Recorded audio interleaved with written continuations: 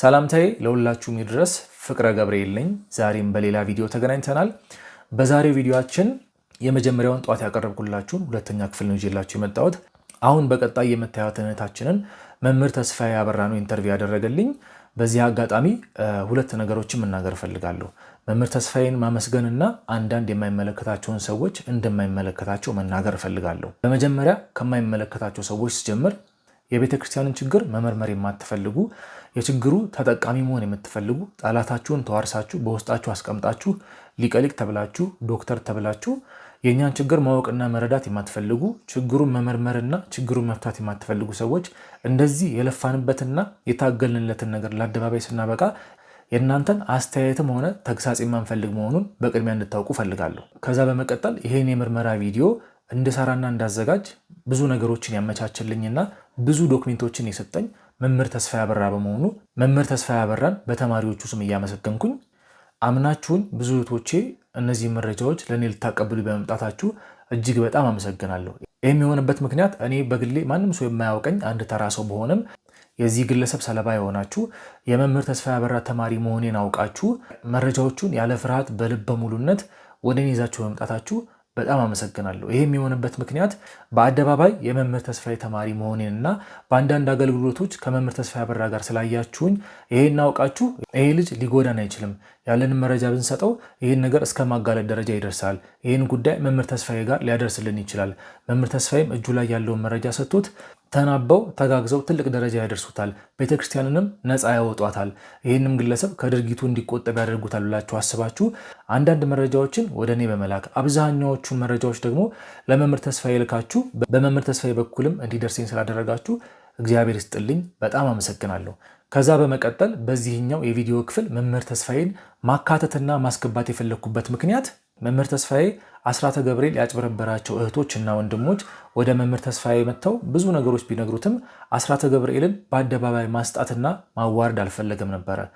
መምህር ተስፋዬ አስራተ ገብርኤልን ማዋረድ ያልፈለገበት ምክንያት ከምክንያቶቹ ሁሉ የመጀመሪያው ይሄ ግለሰብ በአደባባይ ቢነገረው፣ በአደባባይ ፋይሉ ቢወጣበት፣ በአደባባይ ገመናው ቢወጣ ይሄ ግለሰብ ወይ ደንብሮ መናፍቅ ይሆናል ወይ ያልሆነ ነገር ውስጥ ይገባ ነበረ። ይህን ታሳቢነት በማድረግ ልጁን በውስጥ መስመር ማናገርና መሸምገል ነበር የተደረገው። መምህር ተስፋዬ አስራተ ገብርኤልን ካናገረበት 3 አጀንዳዎች የመጀመሪያው ልንገራችሁ። በመጀመሪያ መምህር ተስፋዬ አስራተ ገብርኤል የያዘውን ማጭበርበሩን ትቶ ወደ ቀደመ ስራው ወደ ማንነቱ በንስሐ ተመልሶ ድሮ ይሰራ የነበረውን የካሜራ ማንነት ስራ እንዲሰራ ይፈልግ ነበርና መምህር ተስፋዬ አስራተ ገብርኤልን ቁጭ አድርጎ አናግሮት ወደ ካሜራ ማንነቱ እንዲመለስ አግባብቶት ነበረ። ወደ ካሜራ ማንነቱ ከተመለሰ በኋላ ደግሞ በቴሌግራም እና በቲክቶክ ግሩፕ ውስጥ ያጭበረበራቸውን የእህቶቻችንን ገንዘብ እንዲመልስ ይፈልግ ነበር መምህር ተስፋዬ። ገንዘቡን ለሰጡበትና ወደ አካውንቱ ላስገቡበት ምንም አይነት መረጃ ባለመያዛቸው ይህንን ጉዳይ ወደ ሕግ ይዞ መሄድ አልተቻለም ነበረ። የነበረው አማራጭ ቢሮ ጠርቶ ቁጭ አድርጎ አናግሮ ገንዘቡን በጨዋነት እንዲመልስ ነበር የተፈለገው። እሱንም መምህር ተስፋዬ ነግሮት ነበረ። ገንዘቡ መመለስ አልፈለገም። በወቅቱ ገንዘቡን መመልሳለሁ እታረማለሁም ካለ በኋላ ነገሮች እስኪረጋጉና እስኪቀዘቅዙ ከጠበቀ በኋላ በጀርባ በሚዲያ ከተዘጋጀና ከተደራጀ በኋላ እንደገና ብሶበት ወደ አደባባይ ወጥቷል ማለት ነው። በቪዲዮ መጀመሪያ እንደነገርኳችሁ መምህር ተስፋዬ 3 ነጥቦችን አንስቶ ነበር አስራተ ገብርኤልን ሊመክረው የሞከረው። የመጀመሪያውን ሁለተኛውን ነግሬያችኋለሁ። ሶስተኛውና ትልቁ ጉዳይ አስራተ ገብርኤል ትዳሩ እንዳይፈርስ ነበረ መምህር ተስፋዬ ብዙ ልፋቶችን ሲለፋ የነበረውና በኋላ ላይ ታዩታላችሁ። አስራተ ገብርኤል ከመጀመሪያው ከዋናው ከቀድሞ ትዳሩ ልጆች ካፈራበት ትዳሩ ወጥቶ እመንናለሁ፣ እመነኩሳለሁ፣ ወደ ገዳምም እገባለሁ ብሎ ከባለቤቱ ከተለየ በኋላ እመንንበታለሁ ያለው ቦታ ሄዶ ሌላ በትዳሩ ላይ ሌላ ትዳር በቤተ ክርስቲያን በቁርባን ፈጽም ያለው ብሎ በክፍል 1 ቪዲዮ ላይ በፎቶ ማስረጃ እንዳሳየዋችሁ እንደዚህ አይነት ችግሮች ውስጥ ስለገባ መምህር ተስፋዬ ቁጭ አድርጎ በትዳሩ ላይ ትዳር ከፈጸመባት ሴት ጋር አለያይቶ እችኛዋን የወሰለተባትን በትዳር ላይ ትዳር የፈጸመባትን እህታችንን ደግሞ ወደ ቀድሞ ፍቅረኛዋ እንድትመለስ አድርጎ መምህር ተስፋዬ ትልቅ ስራ ለመስራት ሞክሮ ነበረ። ሌላኛውና ሶስተኛው አጀንዳ የነበረው መምህር ተስፋዬ ብዙ መስዋዕትነት የከፈለለት ትዳሩ እንዳይፈርስ ነበረ። ይሄ አስራተ ገብርኤል የተባለው ግለሰብ ከቀድሞ ትዳሩ ልጆች ካፈራበት ቤት ትዳሬም ይበቃኛል፣ ከዚህ በኋላ ለማየትም በቅቶኛል፣ ወደ ገዳም መሄድ መመነን ነው የምፈልገው ብሎ ትዳሩን ትቶ ወደ ጫካ ወደሚመነንበት ወደ ገዳሜ ወደ በዓት ሄጃለሁ ብሎ የሄደበት ቦታ በክፍል 1 ላሳያችሁ እንደሞከርኩት እዛ ቦታ ላይ ሄዶ በትዳሩ ላይ ትዳር መመስረቱ ነበረ ከፍተኛ አደጋ ያመጣው። እነዚህን ጉዳዮች በመሰብሰብ ነበረ መምህር ተስፋዬ አበራ ትዳሩ እንዳይፈርስና ወደ ቀድሞ ትዳሩ እንዲመለስ በመጀመሪያና በሁለተኛ እንደጠቀስኩላችሁ ገንዘቡንም በመመለስ ወደ ቀድሞ ማንነቱ ተመልሶ በንስሐ ተመልሶ የሚያውቃትንም እውቀቱንም ቴሌግራም ላይ ወይ ቲክቶክ ላይ ቁጭ ብሎ ከምዕመናን ጋር ማውራት ከፈለገ እንዲያወራ እንዲያውም የበለጠ እውቀቱን አሳድጎ ቴዎሎጂ ገብቶ የተሻለ ሰው እንዲሆን ነበር በመጀመሪያው የመከረው። እነዚህን 3 ነገሮች መምህር ተስፋዬ ከማድረጉ በፊት አስራተ ገብርኤል ብልጣብልጥነትን በጣም የሚያበዛና ቴክኖሎጂ ላይ ያለው እውቀት ከፍተኛ ስለነበረ መምህር ተስፋዬ ቴሌግራም አካውንቱንም ዩቱብ አካውንቱንም ሶሻል ሚዲያ ላይ ያሉትን ፕላትፎርሞቹን ሀክ እንዳይደረግ እንዳይጠለፍ ከፍተኛ ጥንቃቄ በማድረግ ነበረ ልጁን ለመምከር ቢሮ ድረስ የጋበዘው። በመጨረሻም የበደለውን ትዳሩን ክሶ ወደ ትዳሩ እንዲመለስ ከፍተኛ ስራ ሰርቶ ነበረ። እሱም ተሳክቶለት ነበረ። መምህር ተስፋዬ ከዛች ልጅ ጋር ከወሰለተባት ልጅ ጋር ከእሷ ጋር እንዲለያዩ በማድረግ ያቺ በወስልትና የተጎዳችውን ልጅ የራሷን ህይወት እንድትጀምር ወደ ጎን በማድረግ አስራተ ገብርኤልን ወደ ቀድሞ ትዳሩ ሊመልሰው ችሏል። እንደዛም ሆኖ ነው ይሄ ሁሉ ነገር ተደርጎለት አደባባይ እንዳይወጣ ቤተክርስቲያንንም እንዳያዋርድ ምዕመናንንም እንዳይጎዳ ያሉበትን ችግሮች አስተካክሎ ተራ ምዕመን እንዲሆን ብዙ ስራ የተሰራ ቢሆንም እነዚህን ነገሮች በሙሉ ግን አስራተ ገብርኤል ሊቀበላቸው ባለመቻሉ ነው ዛሬ እነዚህን ዶክመንታሪዎች ለማዘጋጀት የተገደድኩትና ይህን ሀሳቤን ይዤላችሁ የመጣሁት አስራተ ገብርኤልን አደባባይ ላይ ከማውጣታችን ይህን ጉዳይ በየቤተክርስቲያኑ ከመበተናችን በፊት ቤተክርስቲያንንም ሆነ የቤተክርስቲያን ልጆችን ለማስጠንቀቅ ወደ አደባባይ እየወጣ ነውና ቪዲዮን በጥንቃቄ ተመልከቱት። ሼር መደረጉ እንዳይረሳ። እስከ ቪዲዮ መጨረሻ ከኔ ጋር ቆዩ።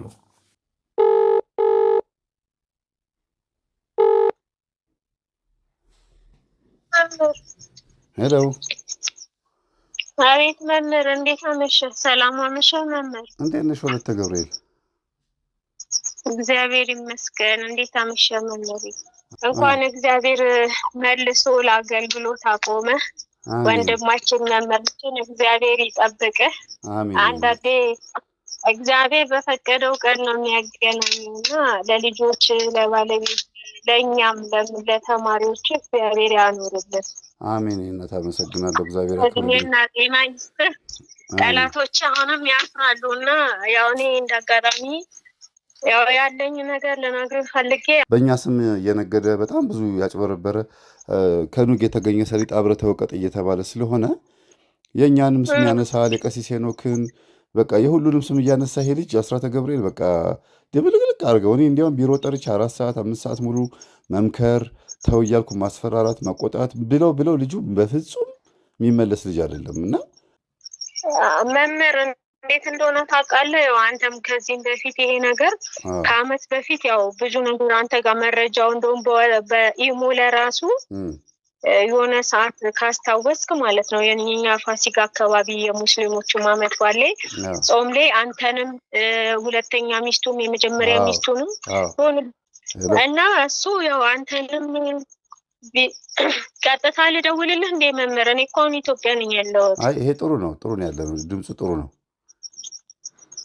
እሺ። እና እሱ ያው ሰው ማታለል እኮ አሁን አይደለም የያዘው በጣም የቆዩ ልጆች አሉ። እኔ አሁን የእነሱን ቁጥር ብሰጥ እነሱን በደንብ አድርጎ ስለሱ መረጃ በፊት እሱና እዛኔም ያው መረጃው በተሰጠበት ሰዓት እኮ እሱ እንደዛ እውነቱ ቢወጣ ብዙ ሰውን አያታልልም ነበር። እሱ ያ መረጃም ተደግፎ ለአንተ ልጆቹ እየጸለዩ እየሰገዱ ነው ምን አጠፋው እነዚህ ዝም ብሎ ነው የወጡት ነው ያለው። ለእኛ ደግሞ ገዳማዊ እንደሆነ መመልኮስ እንደሚፈልግ እነሱ ደግሞ ምልኩስናን እንዳልተቀበሉ በትዳር ኑር ብለው እንደተጣሉት ነበረ። ለኛ ለአዲሶቹ እንደዛ ነበር የተናገረ። የሚገርም እኮ ነው በጣም። በነገራችን ላይ እኔን ለማታለል የሄደበት ርቀት በጣም አስገርሞኛል። ግን የወሰዳቸውን ገንዘቦች እንዲመልስ በጣም ጥንቃቄ በተሞላበት መንገድ ነበረ ሳናግረው የነበረው።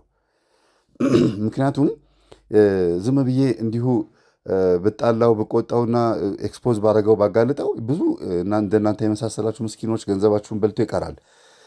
እንደገና ስማርት ዌይ መጠቀም አለብኝ ብዬ ነው በጥንቃቄ ከሚስቱ ጋር መጀመሪያ ማስታረቅ፣ ከዛ ካለበት ይሄ ላጥምቅ፣ ቅባ ቅዱስ ልቀባ፣ ልፈውስ፣ ሊያውቅላቸዋለሁ የሚለው ነገር ይሄ ገዳም መሰረታለሁ፣ እረዳለሁ፣ አግዛለሁ የሚለውን ነገር ትቶ ምእመን እንዲሆን ነበር የፈለግኩት። ምእመን፣ ኖርማል ምእመን፣ ተራ ሰው። ለምን መሰለሽ መጀመሪያም ካሜራማን ሆኖ የቀሲስ ባንቴሆን የቀሲስ ሊቀት ጓን ባንቴሆን ካሜራማን ሆኖ ይሰራ በነበረበት ሰዓት በቴሌግራም ብዙ ያጭበረብር እንደነበር ስለምሰማ ወይ ቢዝነስ አታሉታል ገንዘብ ወይ ደግሞ ላዩ ላይ ያለው ጠቋር ሊያጭበረብር ይፈልጋል ብዬ አስቤ ስለሆነ ቀስ ብዬ ነው። በዛ ላይ የተማረ ነው፣ ዩኒቨርሲቲ የተማረ ልጅ ስለሆነ በጣም በጣም ጠንቃቃ ነው። የሰው ስልክ ሀክ ያደርጋል፣ ቴሌግራም ይጠልፋል፣ ዋትሳፕ ይጠልፋል። የተመረቀውም ደግሞ በአይቲ ስለሆነ እንደው ሌላ ነገር ስለ ኮምፒውተር በደም አለው እና ሀክ ያደርጋል፣ የሌሎችንም እንደዚሁ ሀክ ያደርጋል። እና ለማንኛውም እኔ ጥንቃቄ ባለው መልኩ ሲሄድ የነበረው ሌሎች ቤቶች ላይ የማገለግለው ልክ እንደዛ ስለሆነ ነው እንጂ ማጋለጥ አላቃተኝም።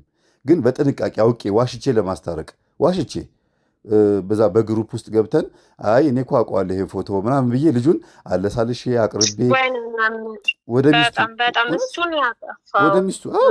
ወደ ሚስቱ እንዲገባ ነበር የፈለጉት። ገባ እኮ ተሳካልኝ እኮ በወቅቱ።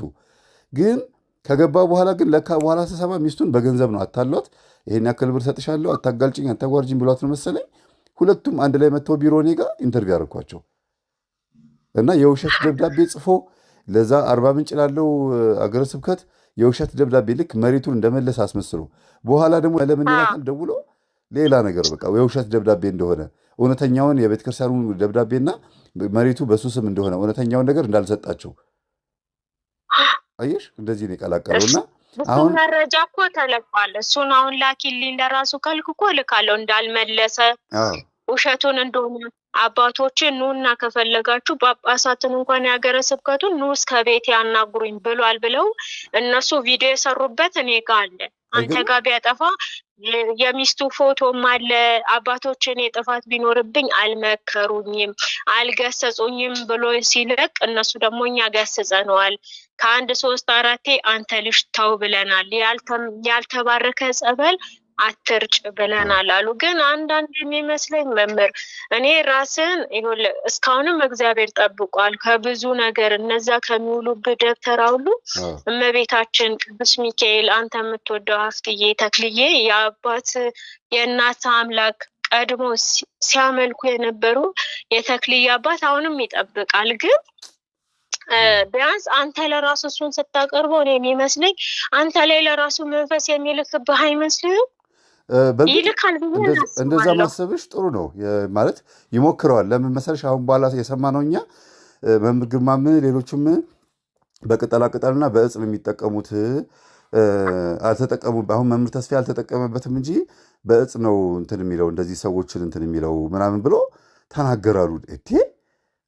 እዚህ ደረጃ ድረስ ነው የሚያስበን ብዬ ገረመኝና ለካ እሱ እጽ መጠቀም ስለፈለገ ነው ይሄን የሚያደርገው። ገባሽ? በእጽ መጠቀም ስለፈለገ ነው ይሄን ነገር የተናገረውና ይሄ ልጅ በቃ የሆነ ቅጠላቅጠል ነገር ሰው ማፍዘዣ እህቶችን ማፍዘዣ ይጠቀማል ማለት ነው ብዬ አሁን ቆርጬ የተነሳሁት ይሄ ልጅ ለማጋለጥም የተነሳሁት በዚህ ልክ ስማችንን ሲያጠፋ ነው ማለቴ። እኛን የሚረዳበት መንገድ እንደዚህ ከሆነ ያደርገዋል ማለት ነው እሱ እኮ። እንዴ ባያደርገውምማ ሊባል አይችልም። እኛን እኮ መምህር ይኸውልህ እኔ እውነቴን ነው የምልህ ከዚህም በፊት አንተ በረከት ለነ ሰላምዬም ለዛ ለዮሐንስም ለብዙ እህቶች ያቺ ሙስሊሙን ወደ ክርስቲያን ለመጣችው ከሳውዲ ለመተለምነሰችውም ስትለኝ ማለት ነው ይሄን ያህል በቃ የተወሰነ ትንሽ ብር ነው ገብቷል በረከት መሳተፈው። ግን የእሱ ጊዜ በደቂቃ ይገባና የሆነ ሰዓት ላይ በቃ ድንግጥ አድርጎን ነው የሚገባው። መግባቱ ሳይታወቅ ብቅ ይልና የበረከት ስራ አለ እንደዚህ በቃ ለእግዚአብሔር ቤት ሲል 130,000 ብር በአንዴ ነው አካውንቱ ላይ ያስገባውለት። ከዛ በፊት 50,000 40,000 30,000 10,000 20,000 ምንም እኔ ማውቀው ነገር የለም። በቃ ሰው ጋር ብር በቃ እዚህ የሆነ እንትን ብዬ ብር ሰው ጋር ያስቀመጥኩትን ዛሬም ማስገቡ ነገም ማስገቡ በቃ ምን እንዴ አላውቅም። ከራሴ አይደለሁም መምህር። በጣም ይገርማል። እስቲ ወለተ ገብርኤል አሁን ምቹ ቦታ ላይ ከሆንሽ ከመጀመሪያ ጀምሮ የነበረው እስቲ ንገሪኝ በእናትሽ። ነው ወይስ በአካል ነው? እኔ ሲጀመር ይኸውልህ መሽ መሰለክ ወደ ማህበሩ የተቀላቀልኩኝ 2016 ልክ የኛ ጾም ሊያዝ ማለት ነው የነነዌ ጾም ላይ ነው የተገናኘ ነው። እዛ ማህበር ላይ ጓደኛ ያለች የቆየች ከዛ እንደዚህ እኮ አለ መንፈስ ምናምን ያስራልና በጣም የበረታ ነው መንፈሳዊ ህይወት የገባው ነው። እባክሽን ግቢ ብላ ትለምነኛለች። ራሴ አንተን ትምህርትም የመምህርንም የአባታችንን እኔ ይኸውልህ ሲጀመር እኔ ብዙ ጊዜ መጥቼ ብዙ ነገር ብነግርህ ልክ እነዛ ልጆች እንደምታቀርቡ ነው። አንደኛ እኔ ከመንፍቅና ነው የተመለስኩት። እግዚአብሔር ታምር ማለት ነው። በጣም ደስ ይላል። አንቺንማ ለብቻሽ ገጠመኝ አቀርብሻለሁ። ሁሉም ቤተሰቦቼ አሁን ባሉበት ደረጃ ጴንጤ ናቸው። እኔ ግን በአንተ ትምህርት በብዙ አንደኛ ወደ ተዋህዶ የመጣሁት አባታችንን አባ ዮሐንስ ተስፋ ማርያም ወደ ሙስልምና ልገባ ስል በህልሜ ነው። አላውቃቸውም፣ አያውቁኝም። የመምህርን ደግሞ የፈውስ በጣም ለብዙ ዓመት እከታተላለሁ። ግን መንፈሱ ከእኔ ጋር የቤተሰብም አይነ ጥላውም ሊኖር ይችላል። ቡዳው ማን እንደምትለው አብሮ ያደገው ምንም ነገር አልሰማም። የሆነ ድራማ ነገር ነው የሚመስለኝ።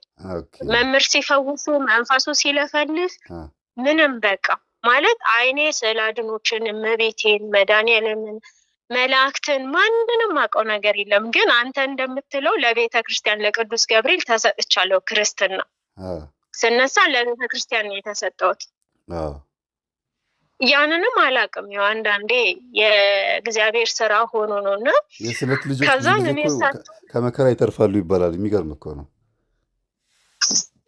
እኔ ባይገርም መንፈሱ አንተ እንደምትለው ያየ ነገር ይኖራል። በ3 ዓመት ነው ከቤተሰብ ነጥሎ እንደፈለገ በኃጢአትም ሲያኖረኝ የነበረ ማለት ነው። እሺ እና በቃ ስደት ላይ የሆነ ነገር ገጠመኝና እግዚአብሔር የቱ ጋር ነው ያለው? ክርስቲያንን ስለ ክርስትና ህይወት ያላቀም ጴንጤ ሞኝ ስለ ጴንጤ ነገር አላውቅም። ሙስሊም በሆነስ ብዬ በልቤ እያሰብኩ እሳቸውን በህልሜ መጡና ብርሃን በተሞላ ግማሽ ከወገብ በላይ ሆኖ መቋሚያ ይዘው ጭራቸውን ይዘው መስቀላቸውን ይዘው ፈገግ ብሎ አይቶኝ በብርሃን ይወጣሉ። ያ ብርሃን ከዓይኔ አልጠፋም። ጠዋት ተነስቼ ዩቲዩብ እንደ ልማዴ ላይ ሌላ ነገር ስል በህልሜ ያያቸው አባት ናቸው፣ አባ ዮሐንስ ተስፋ ማርያም። ከዛም በቃ ስብከቱን ስከታተል ውስጤ እየተሰበረ እያለቀሰ ወዲያኑ ስለ ንስሐ እንደዛ ሲያወሩ እንዴ ንስሐ የሚባል ነገር አለ፣ እግዚአብሔርን መበደል አለ፣ በቃ ፈጣሪ ማስመዘን አለ ብዬ ወዲያው ልቤ ተጸጽቶ ለሆነች ልጅ ነገርኳት። እኔ እኮ ጴንጤ ነኝ፣ በፊት ክርስቲያን ነኝ፣ አሁን ጴንጤ ነኝ፣ ግን እንደዚህ ንስሐ ምናምን የሚባል ካለ አስገብኝ አልኳት። እዚህ ዱባይ ማለት ነው። ከዛ እሺ ብላ አባቶች ጋር ስትወስደኝ ልክ አንተ የምትለው ወደ መዳን ስትሄድ ደግሞ አባቶች ጋር ፈተና አለና አባ ጋር ሲሄድ ደግሞ ንስሐ ሰጥተውኝ ቀኖና ሳልወስድ ወዲያውኑ ቄዳር አጠመቁኝ። ባይገርም አስብ ቀኖናዬንም ስግደቴንም ምንም ሳልም ወዲያውኑ አጠመቁኝ እና ውስጤ ደስተኛ አይደለም። እንዴት ማለት ስግደቱንም አላውቅበትም ምንም አላውቅም፣ ግን ውስጤ ህልም አየሁኝ። አባ ዮሐንስ የሆነ ተራራ ላይ ወስደው ንስሐ ሲያስገቡኝ ያለውን ድጋሚ ማለት ነው። በቃ ንስሐዬን እንደዚህ እያልኩኝ እነግራቸዋለሁ። ንሽ ጉብታ ተራራ ላይ ወስደውኝ ሳርና ተነግራቸዋለሁ። ከዛን እንዴ ያኛ አባት እንደ ማቀፍ አድርጎኝ ማለት ነው። ንስሐ ልገባ የሄድኩበት ሰው አባት ወዲያው ነው የተባረሩት ከኛ ሀገር እና የሆነ ሌላ ነገር ነበረ ውስጣቸው። እዛም በጣም ጥሩ ስሜት አልተሰማኝም።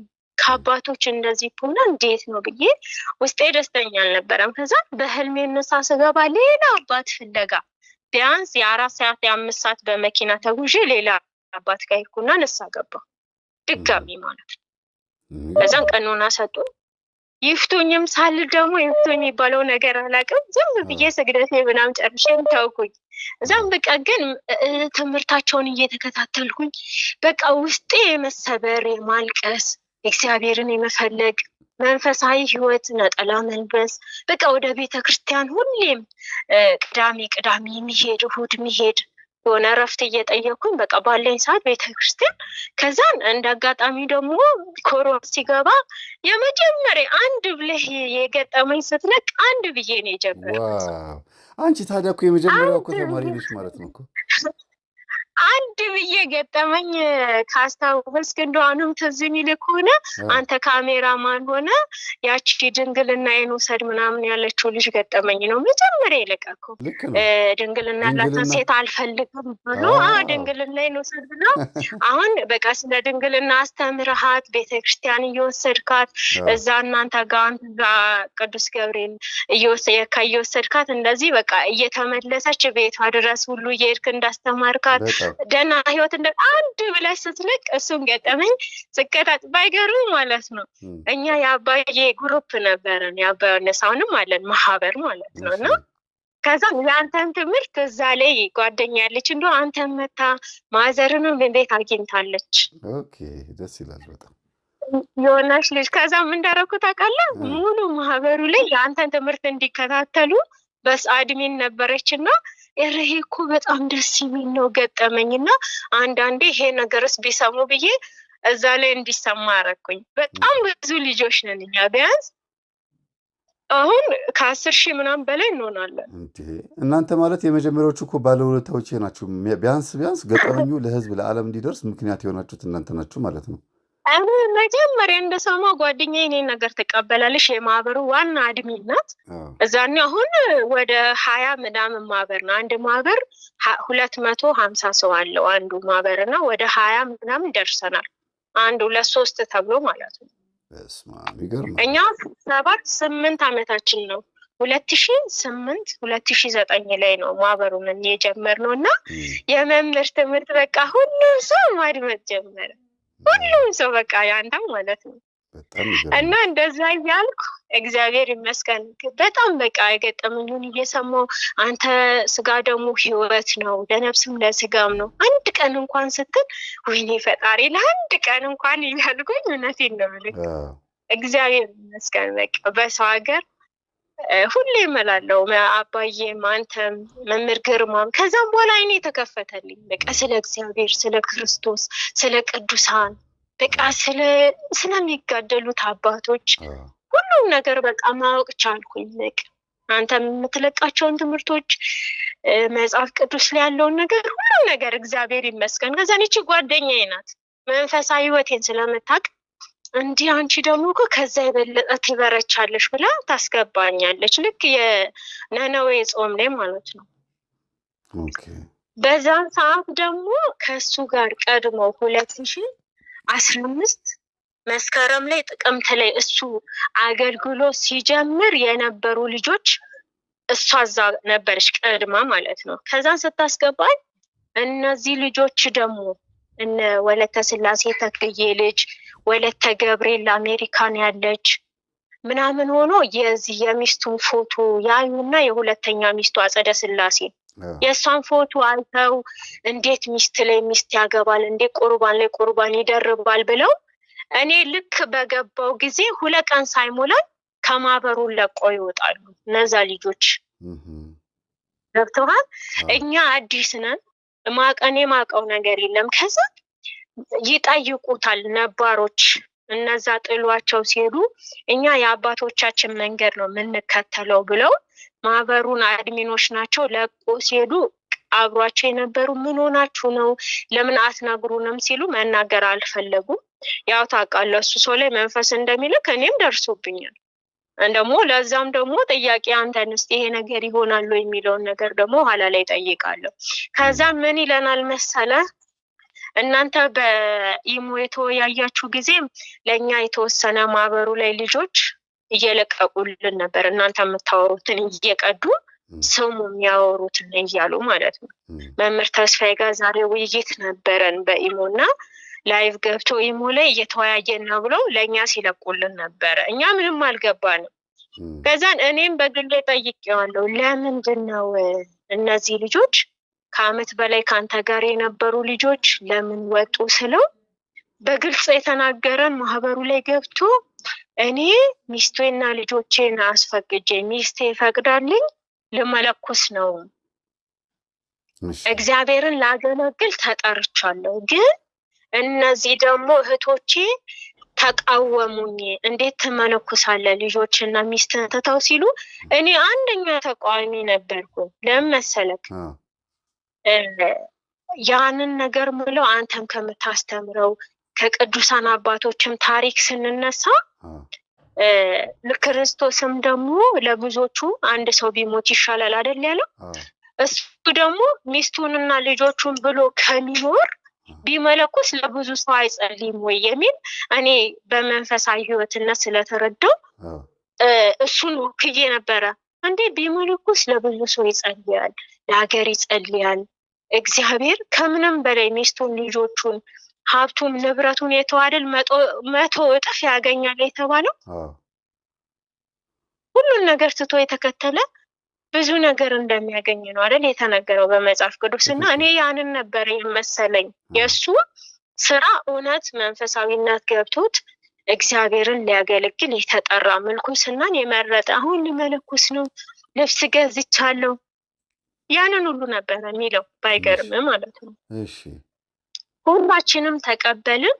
እነዛ ልጆች ያው አልተሳካላቸውም ምንም መረጃ ምንም ብለው እነሱ እኛን በዛ አሳመነን። እነሱ የወጡት የኔ ምልኩስና እነዛ ማን ናቸው?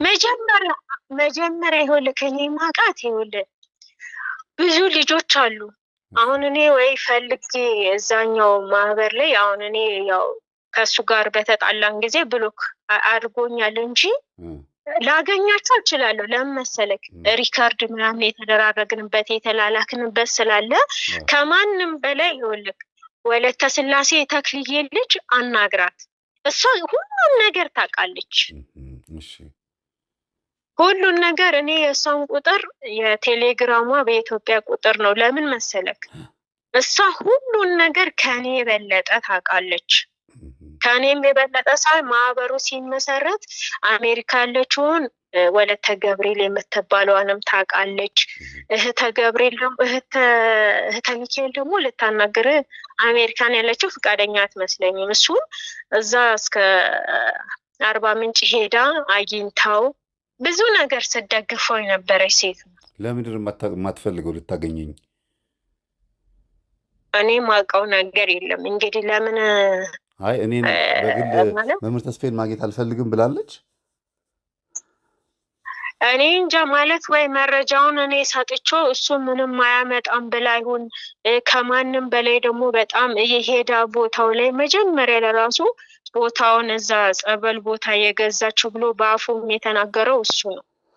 አይ ልታገኝ አትፈልግም ስትይኝ እኔን ማለት ነው አውቀሽ ሰምተሽ ነው ወይስ ማንን ማግኘት አትፈልግም ማለትሽ ነው? ለምን መሰለህ እንደዛ ያልኩ ማለት ነው ባለፈው እቺ ወለተ ሐዋርያት አሁን እኔ እናንተ እንድናወራ ያደረገች ልጅ ማለት ነው እነሱ መጀመሪያ ከኛ ኋላ ስለነበሩ እኛ ደግሞ ይሄ እሱ እያጭበረበረ እንዳለ ቤተክርስቲያን እየሰራ እንዳልሆነ ማለት ቤተክርስቲያን ብሎ የሰራው ነገር እኮ ብታየው በጣም ነው የምስቀው። ኧረ በጣም ያስቃል። በጣም ማለት ሳምታል ለምሳሌክ ምን እንደሚታቃለ ቤተክርስቲያን ስንለው ቤተክርስቲያኑ ለዓለም መዳኛ ስለሚሆን አሁን እኔ በቪዲዮ አልክላችሁም የሚል ነበረ።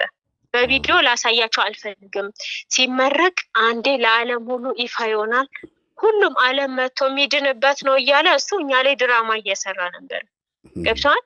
ጥያቄው ግን በጣም እና እኛ አባታችን ቄሲስ 40 ምንጭ ያሉት ከሱ ጋር መጀመሪያ ምናልባት ኢንተርቪው ደርሶ ይሆናል ካልደረሰ ምን ይፈልግ ይልክልካለሁ። እሺ ደግሞ ልከውልህም ይሆናል እርግጠኛ ነኝ። አባታችንን ገብቶኛል። አዎ ልከውልኛል፣ ግን እሱን ቪዲዮ ነው ያጠፋብኝ። የሚገርምሽ እሱንም አሁን እኔ ልክልካለሁ። እኔ ጋር አለ ችግር የለውም። በጣም ጥሩ።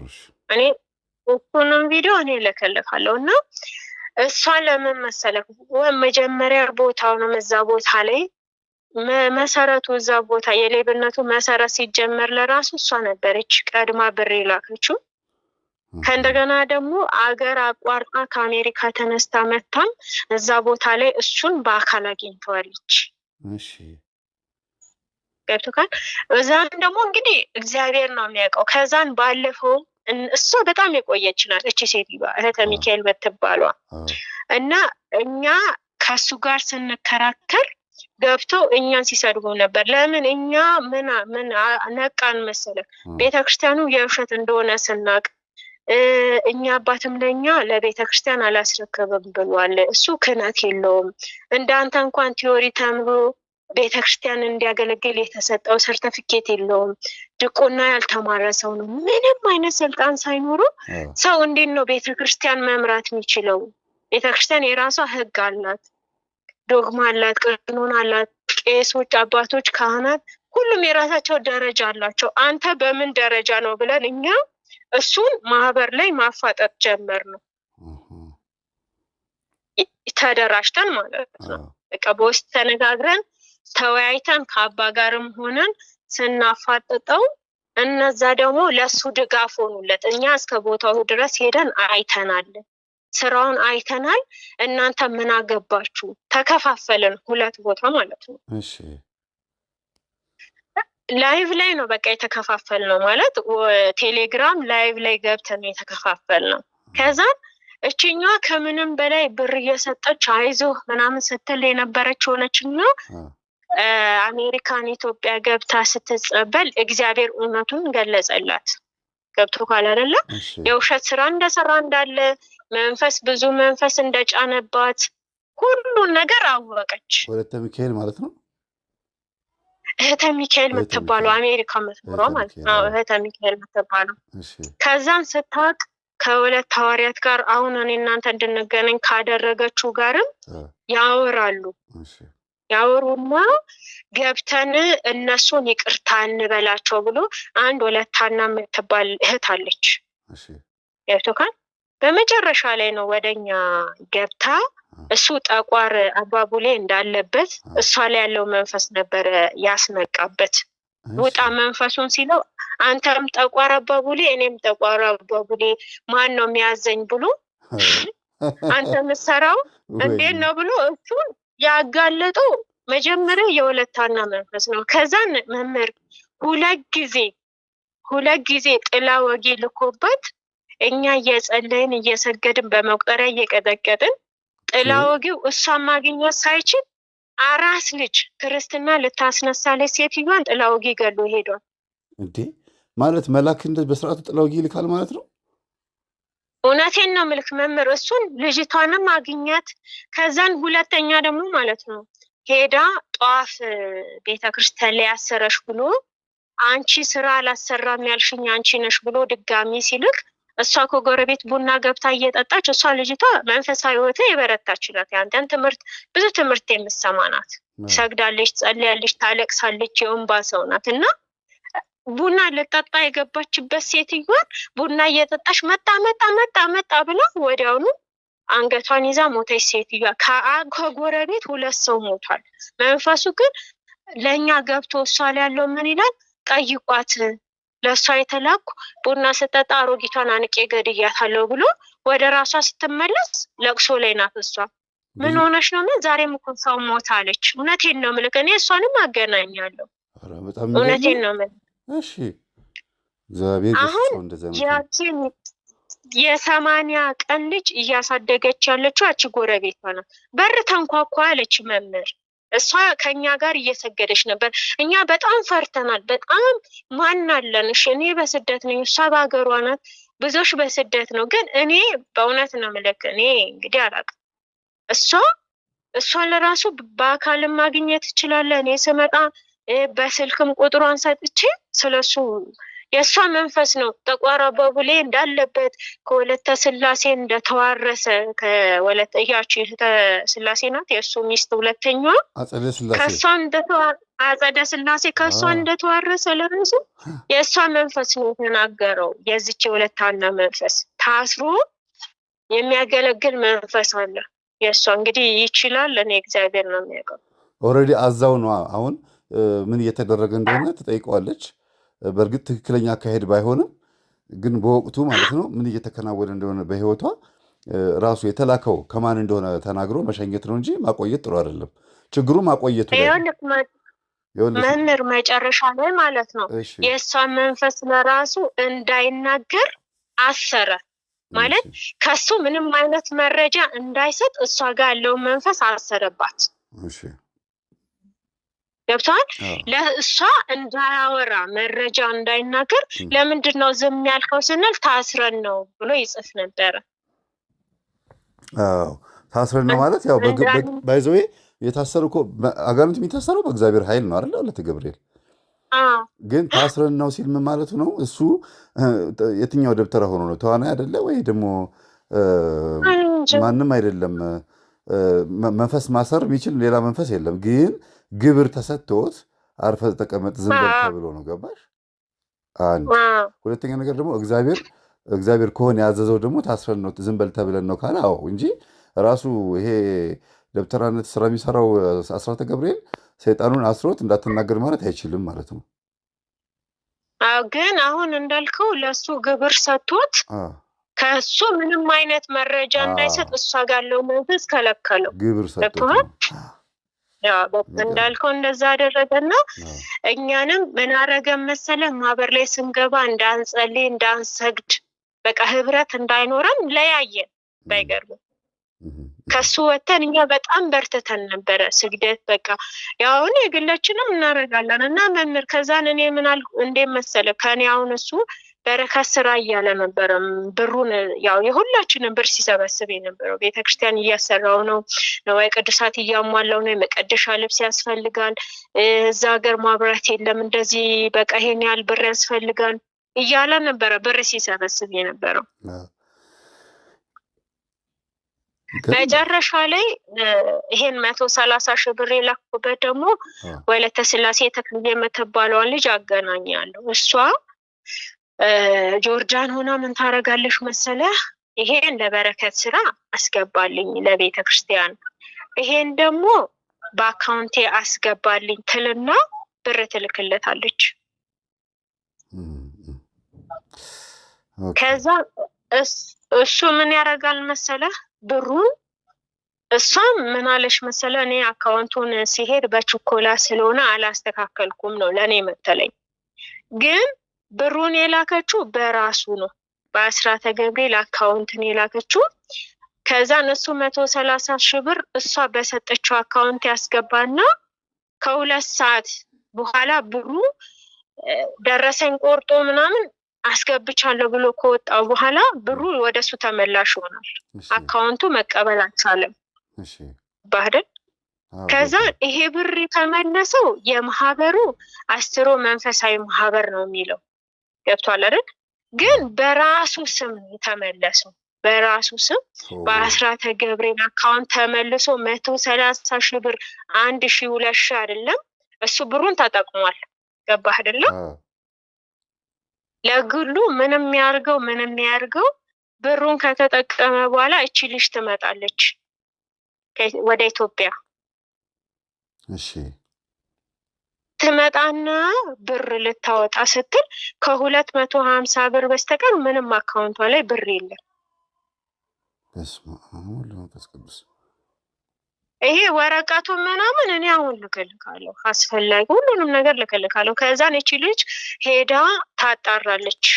እንዴት ነው እኔ ብር ገብቶልኝ ደረሰኝ ተልኮልኝ ነበር፣ አሁን ግን ይሄ ብር አካውንቴ ላይ የለም፣ እኔ ደግሞ ወጪ አላደረኩም ስትል እዛው ቼክ አድርጎ ምን ይላሉ? ብሩ በከሌ ስም ተመልሶ ገቢ ሆኗል ከ2 ሰዓት በፊት ማለት ልክ ብሩ ገብቶ ከ2 ሰዓት በኋላ ተመላሽ ሆኗል ወደ ራሱ አካውንት። እንዴት ሊሆን ይችላል? እሷን ስትጠይቅ ፎርም ስትሞላ በስነ ስርዓት እንዳልሞላች ነው የተነገራት። እሷ ፎርሙን ስትሞላ ያጎደለችው ብሩ እዛ ቦታ ተቀማጭ እንዲሆን ስትሞላ ፎርም ያጎደለችው ነገር አለ፣ ስህተት አለው እና ብሩ እዛ አካውንት ላይ መቀመጥ ሳይችል ወደዚህኛው አካውንት ሲገባ እሱ ከ2 ሰዓት ማለት ወይ ወር ወይ 2 ወር የቆየ ብር አይደለም፣ 2 ሰዓት ብቻ ቆይቶ ነው ተመላሽ ሆነለት። በምን ምክንያት ነው ይሄ ብር የተመለሰውም አላለም። በራሱ አካውንት የገባውን ተጠቀመው ብሩን። ገብቷል አይደለም? ይሄ ወንጀል ነው። እሺ መምህር፣ ከዛን እቺ ልጅ ስታፋጥጠው እኔ ማቀልሽ ነገር የለም አስገብቼ ደረሰኝ ልኬልሻለሁ ይላታል።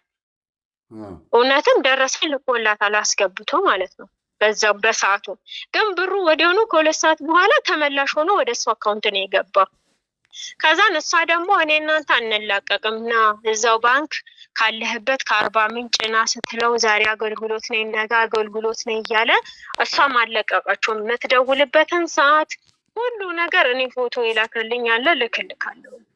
ከዛ አጅሬው ለከስ እኔ ብር እንዳለኝ አጣርቷል በመንፈሱ ይመስለኛል። ይገባና የሆነ እኔ ለሰው ብድር የሰጠሁት ብር ነበር። እውነቴን ነው የምልህ መምህሬው ጨለማ ነው። በጣም ይገርማል። በእውነት ነው የምልህ ነገ ያ ብር ወደ እኔ አካውንት ሊገባ ነው።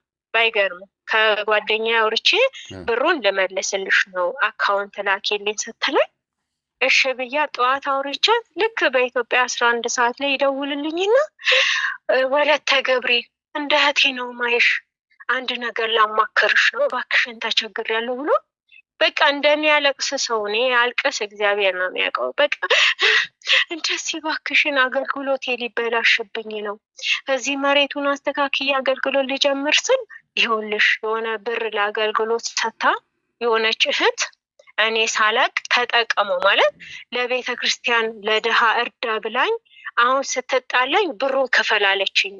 እኔ ደግሞ እንደምታውቀኝ አገልግሎት ላይ ነኝ ምሰራ ስራ የለኝም እባክሽን አለኝ። እውነቴን ነው የምልህ። ከዛን እኔ ያ ብር ስለነበረ ስንት ነው ስለው 130,000 ብር ነው ያለኝ። እኔ የምቀበላት 130,000 ብር ነው። እኔ ደረሰኝን ልክልካለሁ ወዲያውኑ ማለት ነው በሰከንድ ውስጥ አስገባውለት መምህር። በስመ አብ ወወልድ ወመንፈስ ቅዱስ ይኸው በዚህ አካውንት ላኪለት ማለት በቃ ይሄው አካውንቴ ይሄ ነው አስገቢልኝ ቢላክ ደረሰሽ ላከችልኝ። ብሩን ተቀበለ። ለልጅቷ የሰው ብር ስለሆነ ወዲያውኑ ላከላት። ደቂቃ አላቆየም። ገባህ አይደለ? በቃ ከሰው የተገኘ ብር ነው። እኔ ግን ያን ብር ቢያንስ 5 ወር 6 ወር ሰርቼ 7 ወር ሰርቼ ነው ያገኘሁት የሰው ቤት ማለት ነው። በጣም ወዲያውኑ ላኩልህ። ለፍተሽ ደክመሽ ወገብሽ ተቆርጦ ስንት የሰው ፊት አይተሽ ስንት ከአረብ ጋር እኮ እንዴት እንደምታገኙ እኮ አውቀዋለሁ እኮ ስንት እህቶች እኮ ታሪካቸውን ይነግሩኛል። በዚህ ልክ እኔም እኮ ቴሌግራም ግሩፕ መክፈት የምፈራው እናንተን በጸሎት ማህበር ሰበብ ደግሞ ብዙ መገናኘት የምፈራውም አንዱ ትልቁ ነገር ይሄ ነው። ይኸውልሽ እኔ እህት ትልቁ ግን መምህር ተጎዳን ገብቷል። አንተን እኛ ለማግኘት ያው ሰውን ትላለህ አይደለ? መምህር ጋር ማለት ከመምጣታችሁ በፊት ስገዱ፣ መቁጠሪያ ተጠቀሙ፣ እሰሩ፣ ጸበል ስትሄዱ ቀድማችሁ ከቤተሰብ የመጣ ዛር ሁሉም ታስረህ ሄደህ ተጸበል ብለህ ጸበል ከኔ ጋር ግባ ትላለህ፣ ታሰር ቁረብ ትላለህ። እንደዛ ትለናል አይደለ? እኛም በቃ አንተን ለማግኘት ጉጉት አለን። ግን ትምህርትን ስለምንሰማ ደግሞ በዛ በረከት እኔ ብዙ ጊዜ ነው መምህር በህልሜ ማይ እግዚአብሔርን ነው በቃ ብዙ ነገር ነገ እንደምትፈውስ ሁሉ እኔ እግዚአብሔር ያውቃል። እኔ ባልኩት አይደለም ግን ነገ ብዙ ነገር እንደሚሰጥ ብዙ ሰው እንደምትመግብ ነዳያንን ብዙ አሁን እየሰራ ነው። ግን ብዙ ጊዜ በህልሜ በቃ እንደዚህ ሞባይሌን ተቀብለ ማብራት እያበራ ቤት ሄደ ተመልሰ ደግሞ ሞባይሌን ትሰጠኛለ ደረጃ ወጥተ ሁለተኛ ፎቅ ብዙ ጊዜ በቃ በህልሜ ብዙ ከመምህር ግርማ ጋር ሆነ ስታስተምረኝ በቃ ሁሌ ደስተኛ ነኝ። እንደዚህ ሳይ በቃ መምህር እኮ እግዚአብሔር ነው የባረከኝ ከቅዱሳን አንዱ መጥቶ ባረከኝ እላለሁኝ እና ከዛ እኛ ስለማናገኝ ብዙ ጊዜ ምክር በቃ አንዳንድ ሰው ስትሆን ድጋፍ ከሰው ትፈልጋለህ እና እሱ ደግሞ ለእኛ በጣም ቀረበን ገብቷል። ስናናግረው ወዲያው ጭራሽ የወልክ መምህር እኔ ምስክር ሌላ ሰው ለራሱ ሰጣለሁ ምን እንዳለ ታውቃለህ? ልጁ በጣም ተቸግሮ መምህር ግርማን ይፈልጋል።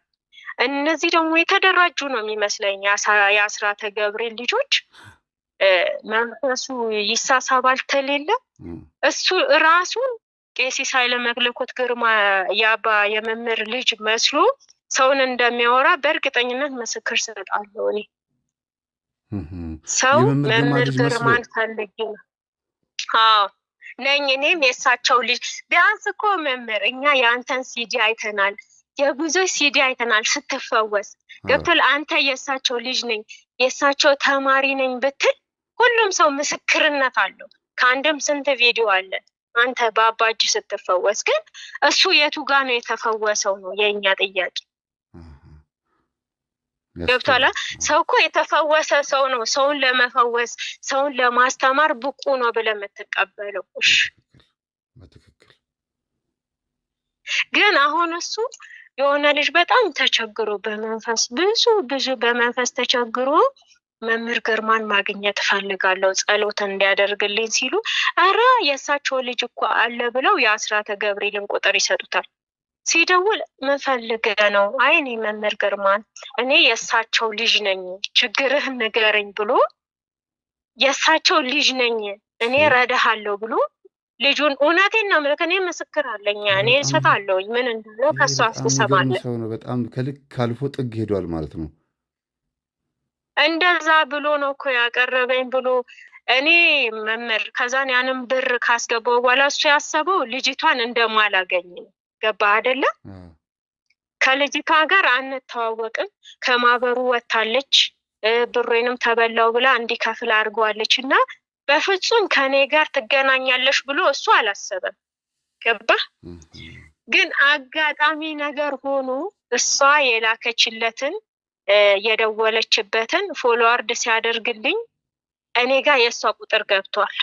የዛች ልጅ ቴሌግራም ላይ ማለት ነው። ከዛን ይሄ ጥል ከተነሳ በኋላ እሱ የሚሰራው ውሸት እንደሆነ እየሰራ ያለው ቤተክርስቲያን እንደሌለ እንደሆነ በጣም ስናፋፈምበት የሆነ መጠለያ ታውቃለህ፣ ቶሎ ብሎ አሁን ልክልካለሁ ቪዲዮ ላይ በቃ እያየን ላይቭ እያየን መጠለያ እየተሰራ ነበረ። በቃ ወዲያውኑ ማለት ነው በአንድ ሳምንት ውስጥ የሆነ ዝም ብሎ ቆርቆሮ ምናምን መታ አድርጎ እነዚህ መምህራንን የሚያስቀምጥበትን ዝናብ ፀሐይ እንዳይመታቸው ብሎ ወዲያውኑ ማጭበርበሪያ ማታለያ ስራ ሰራ። እግዚአብሔር ደግሞ እኛ በረበሽ ነው አባታችንንም እዛ ያሉት ኃይለ ኢየሱስ በተማጎቱት እሳቸውም ደግሞ እንደዚህ ልጄ እባክሽን እርጂኝ አንዳንድ ነገር ሲሉ ችግር የለውም ሰው ለውሸትም ይረዳል እንኳን ለእውነት ብዬ አይዞት አባቴ ያልኳቸው ይሄው በኃይለ ግብር ያ ቦታው ፈረሰ እንደምታውቀው። ከዛም ልያዝ ሲል አምልጦ እንግዲህ አዲስ አበባ ገባ። ያለበት ደረጃ ይሄ ነው። መምህር እኔ ያገኘሁት እንግዲህ የበረከት ስራ ለእግዚአብሔር ቤት አደርጋለሁ ብዬ እውነት ነው በቃ ብዬ ነው። ገባህ አይደል? ከኔ በፊት የነበሩ ልጆች ደግሞ ብዙ አሉ፣ ብዙ ማለት ነው ከኔ የበለጠ የተጎዱት መናገር የማይፈልጉት በቃ እኛ እንዴ ለእግዚአብሔር ያደረግን የሚባለው ለእግዚአብሔር ቤቱ ተሰርቶለት ሰው እዛ ቦታ ላይ በእውነተኛ አባቶች እጅ አሁን መምህር ግርማ ብዙ ቤተክርስቲያን ሰርተዋሉ፣ ሌላ አባቶችም ብዙ፣ አንተም ብዙ ነገር እያደረግ ነው። እንደዛ ቢሆን ተቀባይነት አለው። ግን እሱ በማጭበርበር እንዴት ነው የኛ ነገር? እኔ ፈልጌው እኮ አይደለም መምህር፣ አሁን እኔ ብሩን ይክፈለኝ ሳይሆን አሁንም እየሰራ ያለው ነገር ትክክል አይደለም። አሁንም ሌላዎችን እያጭበረበረ ነው። ሌላ ቴሌግራምን ከፍቶ እየሰራ ይሆናል። ገባ አይደለ? ከኛ ያንን ቴሌግራም አሰናብቶናል። ወዲያውኑ ነው በቃ አንተ ደብተራ ነህ፣ ከደብተራ ጋር ነው የምትሰራው፣ ቤተክርስቲያን የምትሰራው ነገር የለም ብለን በበጠበጥን ሰዓት ወዲያው ነው እኛ ከማህበሩ ብሎክ አድርጎ ያሰናበታል። አሁን ይሄ ልጅ በዝሙት ከተለያዩ እህቶች ጋር እንደወደቀ ምናምን እየሰማን ነው። ይሄን ምን ትያለሽ? እኔ እንግዲህ መምህር እኔ ያለሁት እኔ እንዴት መሰለህ እኔ አሁን ፓስፖርቱ አለኝ ቪዛ ስሪልኝና እንዳንቺ በመንፈስ የሚሰቃዩት ልጆች እፈውሳለሁ መጥቼ ብሎ የእግዚአብሔር ስራ ነው እንግዲህ የማውቀው ነገር የለም። እሱ ያስበውን እግዚአብሔር ነው የሚያውቀው።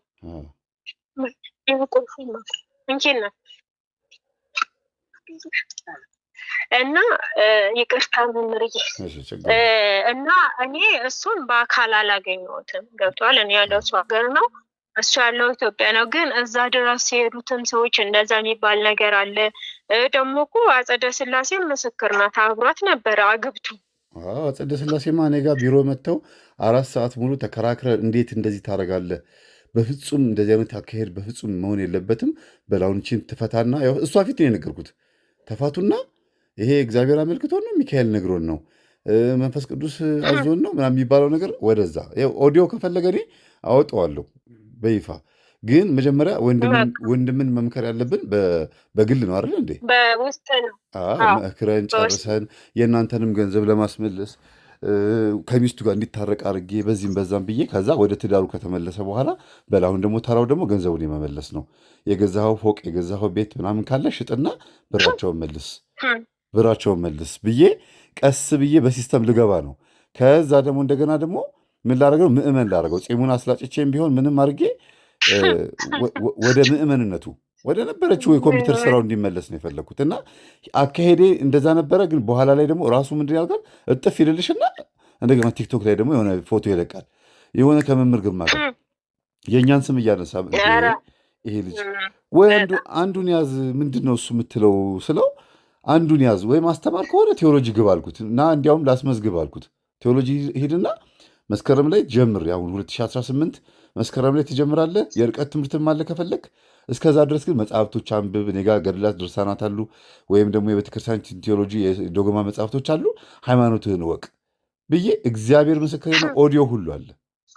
ያው ለህዝብ የሚበቃ ብዙ ጊዜ ገበናን ከወንድም ጋር ሁሉን የልብ ልብ ስለምታወሪ ልጁ ወደ እግዚአብሔር እንዲመለስና ጥሩ ልጅ እንዲሆን ያላርኩት ጥረት ስለሌለ ብዙ ነገር እናወራለን። ገባሽ?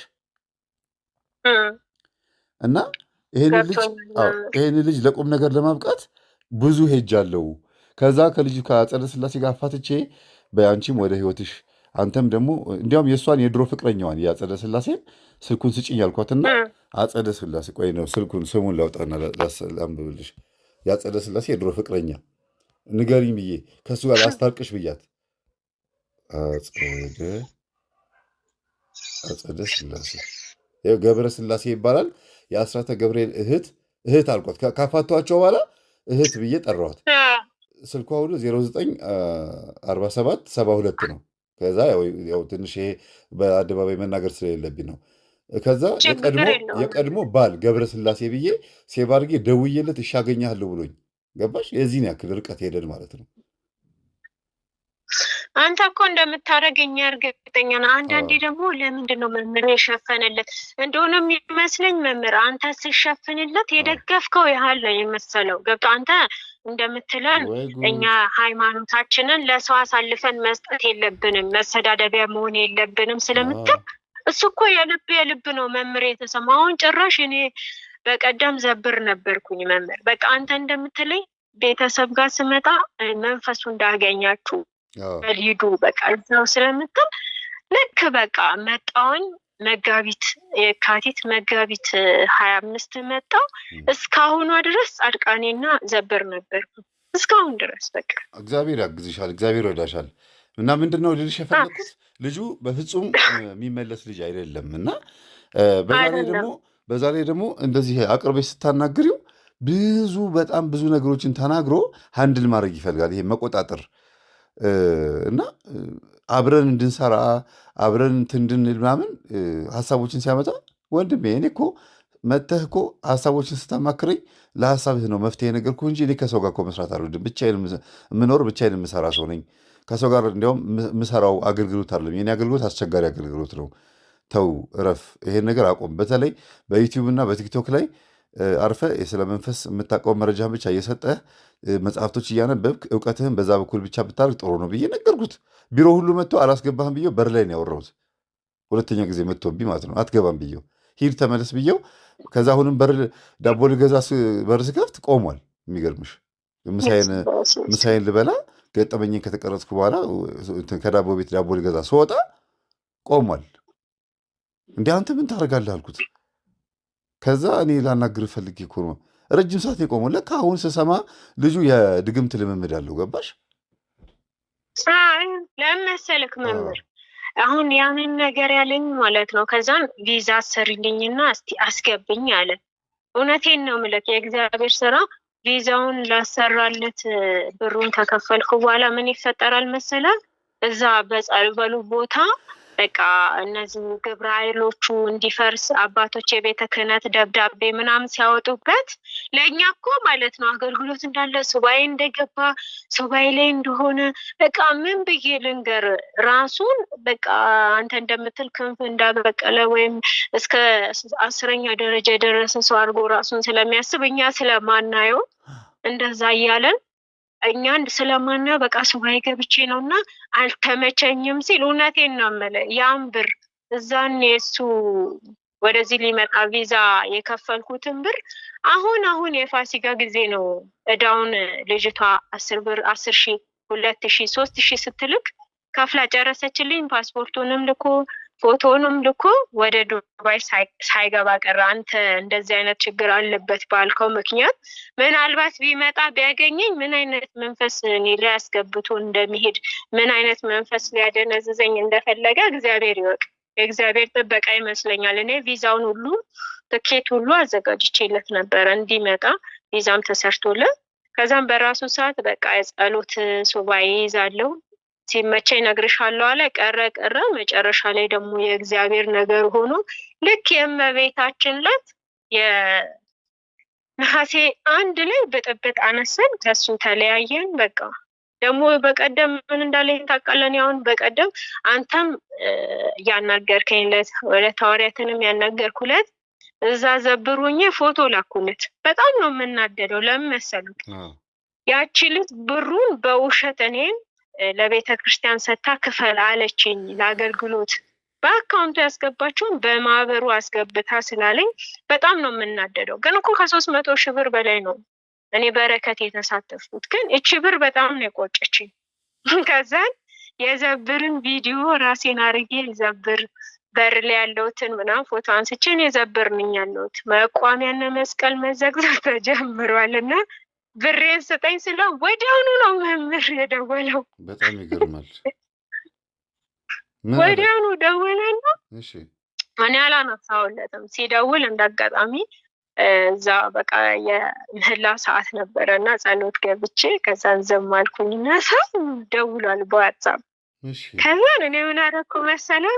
መልሱን ንገረኝ፣ እኔ ነገ መቋሚያና መቁንትን መስቀል ላዘቀዝቅ ነው ስል ሪከርድ አደረገልኝ። ሪከርዱን ልክልካለሁ እና ለአባቶች ይህን አሰሚ፣ እኔ አሁን ብር የለኝም፣ ለራሴ ተሰድጄ ንብረቴን ብሬን አጥቼ በሰው ሀገር እየተንከራተትኩ ነው። እንኳን ለአንቺ ልረዳሽ፣ መረዳት ከፈለግሽ ሲኖረኝ እረዳሻለሁ፣ አሁን ግን የለኝም። እሱን መልስ ለአባቶች አሰሚ ሲለኝ ዝም አልኩና እዛን ደግሞ 6 ደቂቃ ምናምን አድርጎ እናንተ ቤተክርስቲያን የደረሰ ያወጣ ነው ብሬ የተደረሰ አትሉም ወይ? ግብረ ኃይሎቹ አፈረሱብኝ እና ከስሻለሁኝ፣ ንብረት ካሳ ሲከፈለኝ በዛን ሰዓት ነው መካፍልሽ ምናምን ብሎ ዝም ብሎ ቀባጠረና የሚያገለግልበትን ቦታ ፈውስ እንደጀመረ ተገፍቼ እግዚአብሔር ከፍ አድርጎኛል ብሎ በመኩራራት አገልግሎት እንደጀመረና ሂጄ እንድፈወስ እሱ ጋር ማለት ነው። ይሄ አሁን መብረቁ ሚካኤል ያለው መብረቁ ሚካኤል እሱ ላከልኝ። ስለዚህ ቅርብ ጊዜ ነው እንደዚህ ያለች አመነ ማለት ነው። ዞሮ ዞሮ ብሩን እንትን እንዳለ እኔ ልክልሃለሁ መምህር። አሁን እኮ ነው ልክ አንተ ወለተ ገብርኤል እንደዚህ በአስራተ ገብርኤል ዙሪያ ያልክለት እዛነት እኔ እሱን ያወራሁለት ነው። እኔ ዘበር ነኝ አላልኩም ነበር? እሱን አውርቼ ስነሳ አንተ በሱ ዙሪያ መውራት አለብኝ ስትለኝ በጣም ነው የገረመኝ። በቃ ይሄ እግዚአብሔር ስራ ነው ያልኩት። ታዲያ በላይቭ ላይም ተናግሬያለሁ እኮ ከትናንትና ወዲያ ላይቭ ላይ አስራተ ገብርኤል ጉዳይ ላይ በቂ የሆነ መረጃ ነው ይዤ የመጣው፣ ተዘጋጁ ብዬ ተናግሬያለሁ። በቃ አንተ ካልክ ደግሞ ለምን መሰለህ በብዛት አንተ ብዙ ሌላ ሀገርም ቢሆን ውጭም እዚህም ብዙ ሰዎች አንተን እያዳመጡ ስላሉ በእርግጠኝነት አሁን እዛ የሚያገለግልበትን ቤተክርስቲያን ዋናው አስተዳዳሪው ሊያናግሩ ይፈልጋሉ፣ እኔም ማለት ነው። እሺ እኔ ግን ያው መመለስ የማይቀርም ግን ዋናው አስተዳዳሪ የት ያሉት? እዛ ደብሩ የቅዱስ ሚካኤል አርባ ምንጭ የመብረቁ ቅዱስ ሚካኤል እንትን ያሉ እዛ አዲስ አበባ ምንድን ነው የሚያናግሩሽ? ማለት ስለሱ እነሱ አሁን እኮ ስጋ ደሙን ይቀበላል፣ ሌላ ደብርም ሲቀበል ነው ያገኘ ነው እና እንደዚህ አይዋሽም ደወሉልሽ ብለው አይደለም ሊያናግሩኝ እንደፈለጉ። ያቺ ወለተ ትንሣኤ እኮ ከኔም የበለጠ መረጃ አላት። አንተ ለምን ልታናግራት እንደልፈለግኩ አልገባኝም። አልፈለኩም አላልኩም። ስማችሁ ስለሚያምታታኝ ግራ እየገባኝ ነው። በጣም ብዙ ሰው ስለሚደውል እንዴ ወለተ ገብርኤል ብቻ እንኳን አሁን 4 ታውቃለሁ። ከአንቺ ጋር 5ኛ ማለት ወለተ ገብርኤል ብቻ። የኔን ይኸውልህ ስትፈልግ ወለተ ገብርኤል አዋሳ ብለህ ያዝ ወይም ዱባይ ብለህ ያዝ። አስራተ ገብርኤል ያታለላት ብዬ ሴቭ ያደረኩት ይሻላል። እሺ አሁን ደግሞ ወለተ ትንሣኤ ደግሞ ከእሱ ጋር 2 ዓመት የቆየች ናት። የሆነች በጣም የምትጽፍ እሷ ለራሱ እውነቴን ነው የምልህ ዋና በቃ ከሞት ሄዳነች ናት። እግዚአብሔር ነው ስልኳን ላኪልኝ አሁን ጥላ ወጊ ልኮባት ስንት ቀን ሙሉ ልጆቿን ጥላ ልትሞት ነበረ። በቃ ጥላ ወጊ ተልኮባት ልጆቿን ጥላ ልትሞት ይሄ ድምፅ አሉ ጎሮሯ ተዘግቶ ጭራሽ መምህር ለሌላ ነገር ኢንተርኔቷ ይሰራል። ጸሎት ላይ ገብታ ልሰግድ ልጸልይ ስትል ኢንተርኔቷን ይዘጋባታል። ጥርቅም አድርጎ ማለት ነው። በቃ ስልታዊ እኮ መንፈስ ነው። ጠቋር ማለት ያለ ስልታዊ መንፈስ እኮ ነው። በጣም እኮ የሚገርምሽ ብልጥ የምድራችን ብልጥ መንፈስ ቢኖር ጠቋር ነው። በቃ ብልጥ ብትይ አራዳ ልሁን የሚል ተንኮለኛ፣ በፍጹም ባህሪው የማይጨበጥ መንፈስ ነው ጠቋር ነው። ሰው ላይ ሲሆን ደግሞ ልክ እንደዛው ነው የሚሆነው። በጣም መምህርና እሷ ለራሱ በጣም እውነቴን ነው የምልህ እንዴት መምህር ስንት ነገር ለእኛ መመኪያ ሆኖ እንዴት አስራተ ገብርኤል በሃይማኖት ላይ ይፈነጫል፣ እንዴት ይቀልዳል፣ እንዴት እሱ የመምህር ግርማን ጥግ ደረስኩ ብሎ ጭራሽ አሁን አሉ ዱብ በል ወደዚህ እስኪ ወደዚያ ተንቀሳቀስ እያለ እንዴት ይንጎራደዳል። አባዬ የፈወሱበት ቦታ ላይ ብላ እብድ ያለች እሷ ናት። ዋናዋ እንደሆነ በጣም ነው በቃ ከምን በላይ ስልኩን ከዘጋም በኋላ ደውይላትና መምህር አሁን ሊያናግርሽ ይፈልጋል እና ብዙ ስም ተመሳሳይ ስላለ እየተመሳሰልሽበት ነው። እንዲያውም ልኬላታለሁ መምህር ማን መስዬህ ነው ተሳስቶብህ ነው ወይ ምናምን ብላ ሁሉ ሳትለኝ አትቀርም አንዴት ልጅ እና ለመስለክ እንደዛ ያለች ምናልባት ታውቃለህ አንተን ሊያጠምዱ ደብተራዎችም ያወራሉ ገብቶሃል። መንፈስ ሊልኩበት ስለሚያወሩ አንተ እንደዛ ነው የሚመስል ገባህ። ለዛ ነው ለሁላችንም ማትመልሰው። ደግሞ አንዳንድ ሰውን የሆነ ነገር ስትጠይቅ የራሱን የግል ነገሩም ሊያወራ ይችላል። ይህንም አሁን እኔ በጣም ነው የተሻማው ታውቃለህ፣ ያለ እንቅልፍ እንደምትገለገል እና እኔ ጋር ያሉትን ቪዲዮዎች ስራዬ ብዬ አንቺን ላናግር ፕሮግራም ብዬ ነው እንትን ያልኩት እና ጊዜ ከመደብኩ ነው። ለምን 5 ሰዓት አይፈጅም? አንድ ነገር ከያዝኩ ነው። ባይዘው አንድ ሰው ጥግ እስኪደርስ ድረስ እስኪለወጥ ድረስ አለቅም። ከጀመርኩ አለቅም። እስክጀምረው ነው መዘገይባችሁ እና አሁን የዚህን ያክል እኔና አንቺ አውርተን አናውቅም። ከዚህ በኋላ በሰፊ ነው የምናወራው ማለት ነው።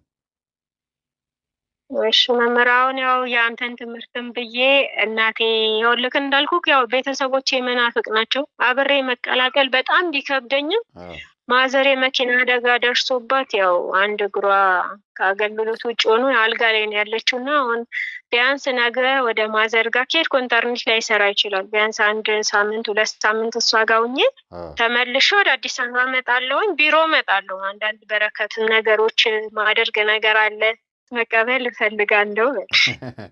እኔ ደስ የሚለኝ ቢሆን ማለት ነው ምንም አይነት ብር እንትን አትበይ።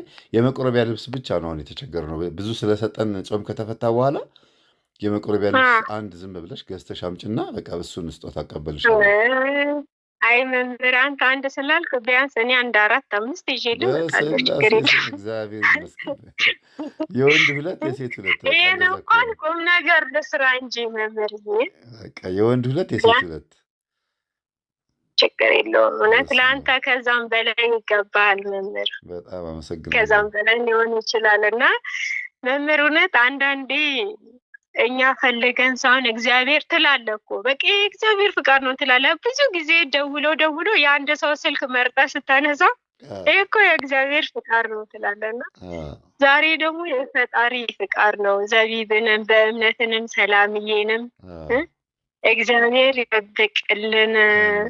ልጆችን በመጎስ ባለቤትንም እማዬንም ወንድሞችንም እግዚአብሔር ይጠብቅልኝ ነው ምለው።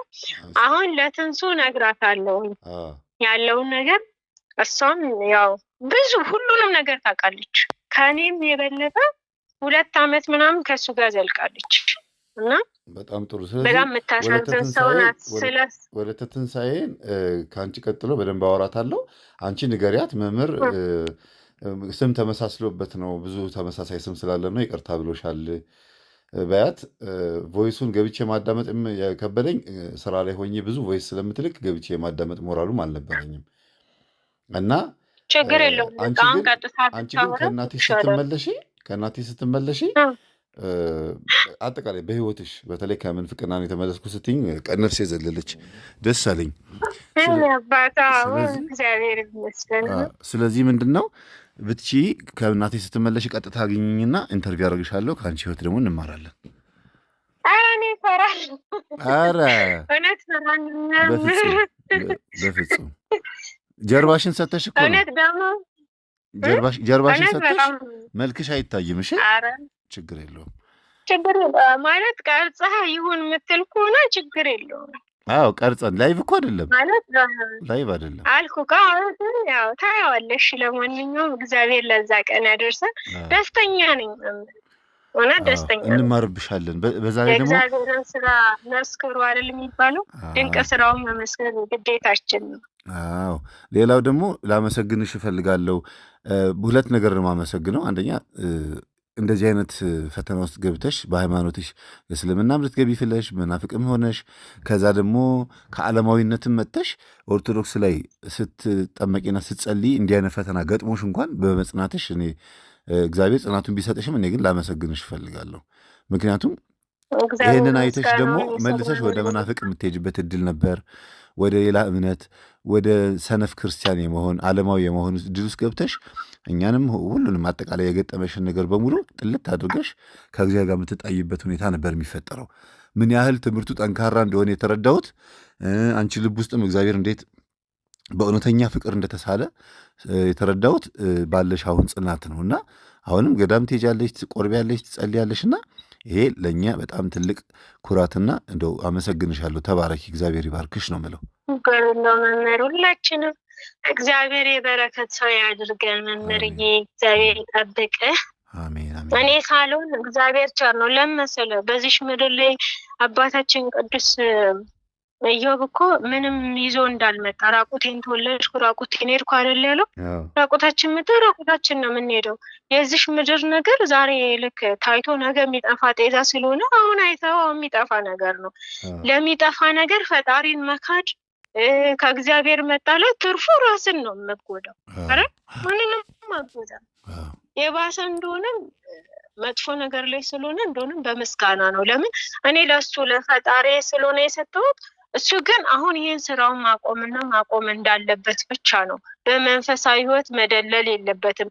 አሁን ሰዎች አባ እያሉ እግሩ ስር እየተደፉ ያሉት። ቆይ ዝም በይ። እግዚአብሔር እግር ስር መደፋትቶ ማለት ነው። እኔ እኮ የጀመርኩት እንግዲህ ከ2004 ነው አይደለም የጀመርኩት አገልግሎቴን። የዩቲዩብ አገልግሎቴን ደግሞ ከ2010 ነው። እሱ ከመጣ ገና 4 ዓመት ይሆነዋል፣ አይሞላውም 3 ዓመት ምናምን እንደዚህ ነው። ኧረ 2015 መሰለኝ እሱ የጀመረው። እንግዲህ እዛ ቦታ ላይ ሄዶ 2000 ሌላውን 2010 አባ እኮ በደንብ ዝርዝር አድርገው የሄደበትን ይህ ከሚስቱ ጋር የነበረው ህይወት እዛ ገዳም መርቶ የወሰዱበትን ሙሉ በሙሉ ይነግሩሃል። ለምን አንተ በብዙ ቦታ መጎዳት የለብህም፣ ጸሎት አድርግ። ያው ሁሉን ነገር ያው እኛ ለመደጋገፍ ነው። ገብቷል። የአንተን ጉዳት አንፈልግም። ለብዙ ሰው መኖር መትረፍ ስለምትችል እንድትኖርን ነው የምንፈልገው። እና እስቲ በዚህ ዙሪያም ጸሎት አድርግ። ወለተ ትንሱን አወራታለሁኝ። አሁን ስልክ ካላነሳችልኝ ደግሞ ጠዋት መልእክት አስቀምጥና ለአንተም መልእክት ወይ ደውዬም አውርቻታለሁ ብዬ እነግራለሁ ከቅዳሴ መልስ። በጣም ጥሩ። እንግዲህ ምንድነው ቅድም ያነሳውልሽ ሀሳብ እኔ እንኳን ያን ያክል ዓመት ስለ መናፍስት በየቤቱ እየዞርኩኝ 7 ዓመት በዩቲዩብ 7 ዓመት አጠቃላይ 14-15 ዓመት እንግዲህ አስቢ። ይህን ሁሉ ሳገለግል እንኳን ልፈውስ ብዬ እንኳን በደምረትም በምንም አልወጣሁም። በየትኛው መንገድ ሰዎችን በቴሌግራም ግሩፕ እንኳን መጥቼባቸው አላውቅም። ተጋብዤ ዝም ብዬ መጥቼ እንዴት ናችሁ ምናምን ብዬ መለሳለሁ እንጂ በዓመት አንዴ በፍጹም የምፈራው ቢኖር እንደዚህ አይነት ይሄ ራስን ኤክስፖዝ አድርጎ አድናለሁ እፈውሳለሁ ብሎ የመውጣትን ነገር ነው። በየቤቱ ሰዎችን ባገለግልም ነው የምልሽ ባገለግልም፣ ግን እንዲህ በአደባባይ ግን መውጣት በጣም መጥፎ ነው። እንኳን አይደለም እሱ ምንም ቴዎሎጂ ሳይገባ የትኛውም አይነት የቤተክርስቲያኖችን ኮርስ ትምህርት ሳይማር ቀርቶ እኔ እንኳን በቤተክርስቲያን ረጅም ከ89 ዓመተ ምህረት ጀምሮ አገልጋይ ነኝ። አስቢው። በመናፍስት ጉዳይ ላይ ደግሞ ከ2004 ጀምሮ በደንብ ኢንፎርሜሽን ያለኝ ሰው ነው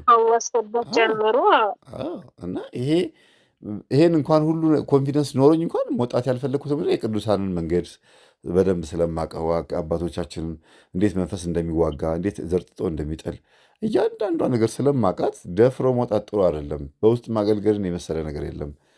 በአጠቃላይ መመታት መወጋትም ከአባቶቻችን ስለተማርን መዳፈሩ ያው ዛሬ ላይ የምንሰማቸው ነገሮች ከሰው ታሪክ ብንማርም በእኛ ላይ እንዳይመጣ ደግሞ ጥንቃቄ ማድረግ አለብን ብዬ ስለማስብ ነው። እና እንዲህ ደፍሮ ሲወጣ ስሰማ እንዴ እኔ በጣም በቃ በዚህ አይነትማ በጣም የተለያየ አይነት ስብናን ያለን ማለት ነው ያልኩት። በቃ በዚህ ልክ እኔ እንዴት ነው ያልወጣሁት?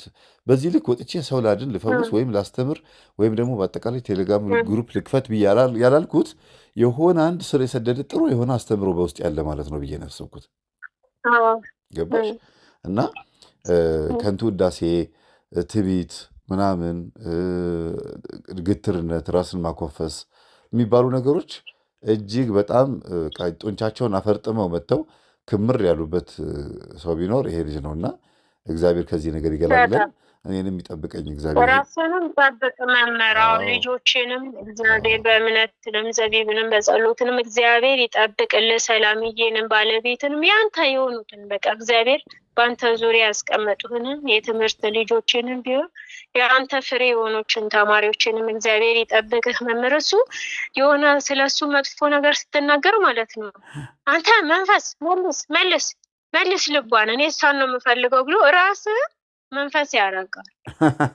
እንደዛ ብሎኛል። እውነቴን ነው ብለህ አንተ እኔ ልጅቷን ነው የምፈልጋት እሷ እንዲህ አትናገረኝም ራሴ ነኝ እኔ መንፈስ አይደለሁም።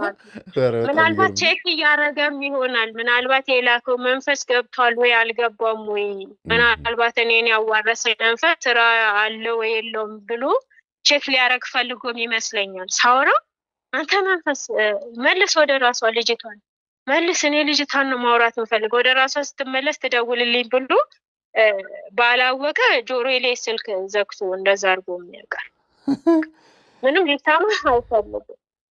ኧረ በጣም የሚገርም ነው። እንዲሁ አጠቃላይ የእነ መምህር ግርማን የበላትን ምክራትን የአገልግሎታቸውን ስታይል ወስዶ ለራሱ በሚገባው ለሚፈልገው ነገር እየተጠቀመበት ነው ማለት ነው። በጣም መምህር እንደው ከእግዚአብሔር ይርዳህ። እኛም እንግዲህ ያለን ልጆች ቀድሞ የነበሩትንም መረጃ እንዲሰጡ ወለተ ስላሴ ተክልዬ ልጅንም ወለተ ትንሳኤንም መጀመሪያ ደግሞ የነበሩትንም ልጆች የምናገኝ ቢሆን ከምንም በላይ እነሱ ጋር ከኛ በላይ መረጃ ይኖራል ስለምል አፈላልግና አንተም እንድታወራቸው ያው በውስጥ አሁን እኔ ጋር ያለው ቪዲዮ አባቶች አልመከሩኝ የሚለውን አንዳንድ ያሉትን ቪዲዮዎች የአባንም ያጠፋብን መጀመሪያ ሄዶ ቦታው ላይ እሳቸው ሲያስጎበኙ የነበረውን ለራሱ ልክላለሁ። አባ ጋም አለ ብዬ አስባለሁ። ግን ካልሆነም እኔ ልክልካለሁ አሁን ማለት ነው። አሉ የምትያቸው መረጃዎች ላኪልኝ። እሺ መምህር አሁን ልክላለሁ። ትንሱ አሁን 5 ሰዓት ሆኗል ካነሳችልኝ። አሁን እንደታወራ ምናልባት አሁን ይመቻል ታወራታለህ። እሷ ፈቃደኛ ከሆነች አወራታለሁ። ግን አጉል ቦታ የት ነች ያለችው? አሁን እሷ አዲስ አበባ ነው ያለችው። የእሷ ህይወት ደግሞ ብዙ አንተ ካቀረብካቸው ሰዎች ምናልባት ከሁሉም ደግሞ የተለየ ታሪክ ይኖራታል ብታወራት። እውነቴን ነው የምልህ መንፈሳዊ ህይወት ላይም የበረታች ናት። የአንተንም የመምህርንም ብዙ ጊዜ መምህር ጋር ሜዳ የተፈወሰች ናት እና ብታገኛት ከእስጢፋኖስ ጀምሮ አብራቸው የነበረች ናት። እሷም የመጣችበት ቤተሰቦቿ ጆባ ናቸው፣ እንደዛ ናቸው። ባይገርም መምህር በጣም ጥሩ። እንደዛ ከሆነ በንጹህ ማለት በደከመ መንፈስ ከማውራት ሙሉ ቀን ስፈጋ ስለዋልኩ ዛሬ ስሽከረክር ስለዋልኩ ግን ምናምን ነበረና ትንሽ ደክሞኛል። ነገ ከላይቭ በኋላ እደውልላታለሁ። የኔ ላይቭ አለኝ አይደል? ነገ ከ4 ሰዓት በኋላ ራሴን በልቼ 4:30 ላይ ምናምን እደውልላታለሁ። በቃ እሺ መምህር፣ እግዚአብሔር ሰላም ያሳድርን። የነገው ስበለን በረከት ይደርብን። በጸሎት አስበን። እኔ ከጽናታችሁ በረከት ይደርብኝ። ምክንያቱም እንዲህ አይነት ከባድ የሆነ ውጥንቅጥ ውስጥ ገብታችሁ ግን በየጊዜው እየሰገዳችሁ እየቆረባችሁ እንኳን የወንድሞቻችሁ መንፈስ እንደዚህ ሲፈትናችሁ፣ በአጠቃላይ የሚያጭበረብሯችሁ መንፈስ እንኳ ሲፈትናችሁ በዚህ ልክ ጸንቶ መገኘት በጣም መታደል ነው። ሊያውም በዚህ ቆሻሻ ጊዜ እና እናንተ በፍየል ዘመን ነው በግ የሆናችሁት። በዚህ በክፉ ዘመን ሰው ደግሞ እንግዲህ በግድ ፍየል ካልሆንኩ እያለ ክፉ እየሆነ ነው ያለውና እውነት በጣም በጣም ትክክለኛ የክርስቶስ ሥጋና ደም በእናንተ ላይ የበግነትን ባህሪ የትህትናን ባህሪ እንዳሳየን የተረዳሁት። እግዚአብሔር ይባርካችሁ። ተባረኩ። አሜን። መምህር አንተንም እግዚአብሔር ይጠብቅ፣ እግዚአብሔር ያኑርህ። ከዚህ የበለጠ ደግሞ ያሰብክበት ደረጃ ደርሰ እውነት ስምህ በዚህ በምድራዊ ሳይሆን በሰማይ መዝገብ እንደምትለው በአጸደ ሥላሴ በገነት ስምህ ተጽፎ በምድር ደስ አይበላችሁ በሰማይ ስማችሁ ይጻፍ አይደል ያለው ሐዋርያትን ጌቶችን ልክ እንደዛ ስምህን በዛው በሰማዩ መዝገብ ይጻፍልን። ከኛ ምንም ታገኘው ነገር የለም። ፈጣሪ ግን ልጆቹን ስላዳንክ ከጅቦች መንጋጋ ስለምታድነው እግዚአብሔር ይደሰትብሃል። ተስፋ ሥላሴን እግዚአብሔር ያስብልን ነው ሁሌ የምንለው። ከሁሉም በላይ ነው እናስበውና ወንድሞችን እግዚአብሔር ይጠብቅልን። ከልብ አመሰግናለሁ። ጊዜን ሰጥተህ ስላወራኸኝ ስለተረዳህን እናመሰግናለን። በሁሉም ስም ማለት ነው። እሺ፣ አመሰግናለሁ። ተባረኪ። ደህና እደሪ። አሜን። መምህርዬ፣ እሺ፣ ሰላም እደር።